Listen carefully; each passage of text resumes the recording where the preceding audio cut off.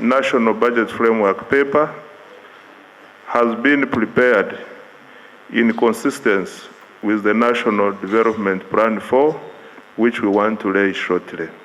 During the plenary session today, the Ministry of Finance, Planning and Economic Development laid the financial year 2025-2026 budget framework that is tabled to be at over 57 trillion shillings. Our preliminary resource envelope is 57.441 trillion, and we shall raise this money through domestic and external sources. Minister of State for Finance, Planning and Economic Development, Henry Musasizi, also stated that the budget funds will be released from domestic and external sources, hence no new taxes will be implemented. And I wish to also inform the House that in the next financial year, we don't intend to introduce new taxes.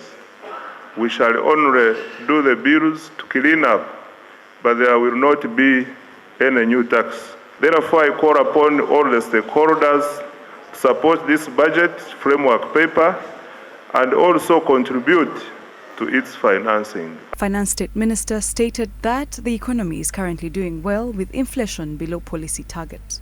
That Uganda's economy has fully recovered and is on the right growth path, driven by investments in the tenfold economic growth areas.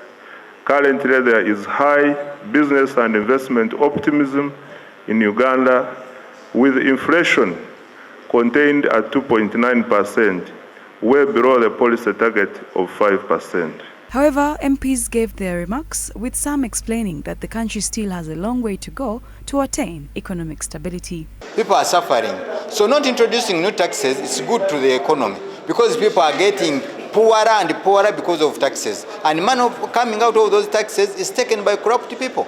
The economy that's speaking of that has stabilized, it's not Uganda, it's another country. People are afraid to wear shoes.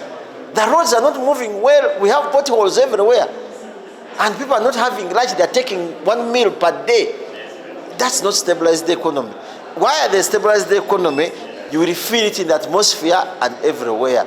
I'm happy that the minister today has submitted on floor and said next year's budget they are going to make sure that they cut a lot on the taxes that they have put on people, which is okay.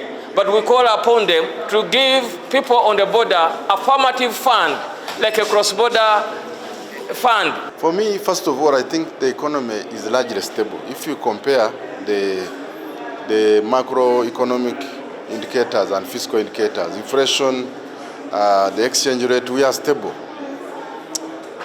But regarding the statement about increasing taxes next year, I think the minister's statement is just political for now. So at this point, it is too early, because you might lay the budget, then you realize you have a shortfall in revenue, and also you have reached the borrowing levels that are not sustainable. So it's only a matter of time. The next budget framework theme still remains full monetization of Uganda's economy through commercial agriculture, industrialization, expanding and broadening services, digital transformation and market access, and is expected to focus on the following.